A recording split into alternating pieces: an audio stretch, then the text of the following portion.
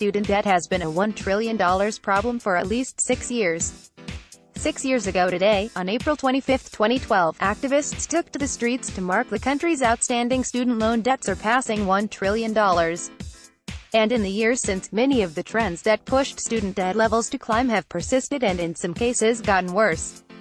Focusing on the $1 trillion mark is somewhat arbitrary, given that it doesn't change the debt burdens individuals are managing every day, said Mark Huels, a senior policy analyst at Demos, a left-leaning think tank.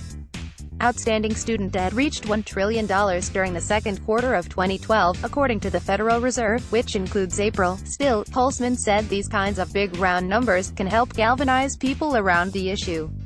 Rising student debt has really happened over a 20-year period, he said.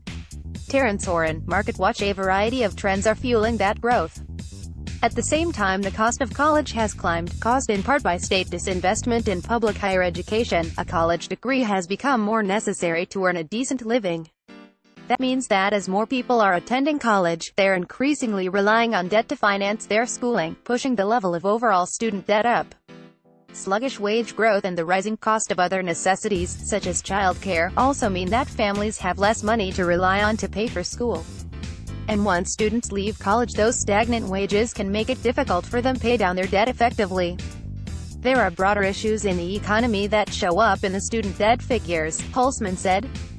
But it's also a set of deliberate policy choices that we've made at the federal or state level to not meet the rising demand with the investment that previous generations have received.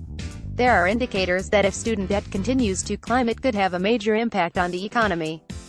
Though for many borrowers, particularly those who graduate from a decent college, student loans are a manageable investment in their education. Still, levels of student loan delinquency remain persistently high. That gives cause for concern, particularly given that federal student loans offer so many options for borrowers to stay current, Huels said. Borrower advocates have said high levels of student loan delinquency and default point to student loan companies hired by the government not doing enough to work in borrowers' best interest. I often hear that the big numbers are not necessarily what we should worry about with regard to student debt, but at some point it has to matter, Huels said.